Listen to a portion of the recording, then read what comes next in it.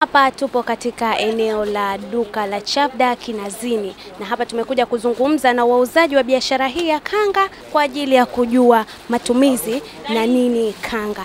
Na hapa tumekuja kuzungumza na wauzaji wa kanga na watatuelezea ni faida gani na umuhimu wa kanga.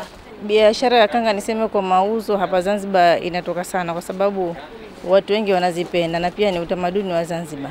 Faida ipo moja kwa sababu unapoongea Kiswahili unakuwa unatangaza lugha yetu, na pia wale watalii wanajua utamaduni wa Zanzibari hususan hasa kanga, shanifahamu na pia tunakuwa tunakitangaza Kiswahili chetu kwa hao watalii wanakuja hasa hapa Zanzibar.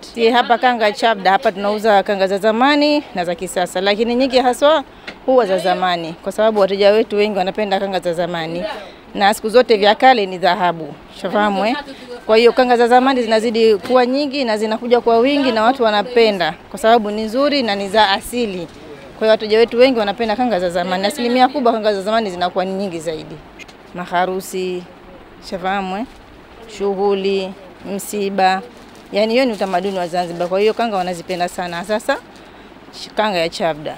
Maneno hayakuandikwa kwa kalamu bali yaliandikwa kwa uzi. Barua haikuandikwa kwa karatasi bali ililetwa kwa vazi. Tumefika Mkunazini Chavda ambapo tumeweza kuja kuongea na baadhi ya wauzaji wa kanga katika eneo hili. Kama tunavyojua, kanga ina matumizi mbalimbali ikiwemo sherehe, kuna kanga za msiba. Izat Idarus, ZC Habari.